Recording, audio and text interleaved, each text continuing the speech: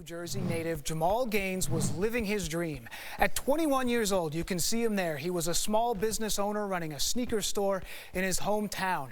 Then one night, it was all taken away. The young man was murdered inside his store. 4 years later, that crime is unsolved. His family is still searching for answers and justice. It's a case we featured multiple times on our podcast, The Tape Room, and we're joined now by his mother, Tina Wilson, and his sister, Divinity Gaines. Thank you guys so much for being here. You know, we talked about that this was his dream. This was something that he had dreamed about since he was a young man. Can you tell me about how he got this store, how he was able to sort of live his dream a little bit here? So my brother was always into sneakers. It started off very young. My mom's a single mom, so she would just try her best to get us the things that she wanted. And Molly was really influenced by Michael Jordan, Kobe Bryant, and he used that as motivation to get the sneaker store. He went into business with a few other partners, and then since then it just started booming, and he was lit. And he was right there in downtown Rahway. He was operating, and he was bringing in these sneakers, putting them out there.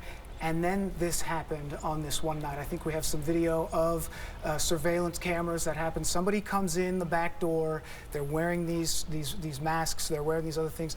What happened that night, Tina? That night, someone knocked on the door, and they said they were the police. He said, open the door, and then he saw the two guys there.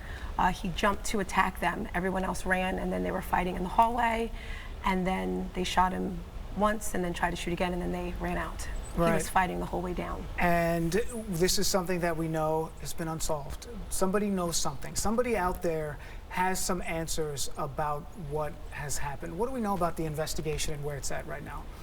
We recently just talked to the detectives, and they told us that some new technology has surfaced, so they're going to retry all the evidence they have. They said they have a lot of evidence, which is really good. So we're just hoping that people come forward and just say what they know, because that will really, you know, help this investigation move. And I definitely want to thank you for doing this, because when people see this, it makes them speak up. And because it's something that somebody knows something. Somebody has that information. For you, for this family, it's an everyday hurt. It's an everyday feeling, and it's hard for people to understand that. Yes, every single day I think about him, I talk about him, I post about him, and people just say, well, how do you keep going? And you, believe it or not, having us come here has kept my strength and my power. And we started a boys program because that was a dream of his. So Lion-Hearted legend Molly Gaines program is something that helps me feel good as well. And you mentioned it, that Lion-Hearted legend. You named it after him because he had such a big heart. And it's something that every year you guys get together and do something. We were there for a charity basketball game 2 years ago. This year you're planting a tree, a new life. We're planting a tree, a new life. We're increasing the quality of living. I feel like the way that the world is happening right now, we need to do something to just make it better. So we're planting a tree in Rahway on Saturday. Yeah, I don't know the address, but my mom does.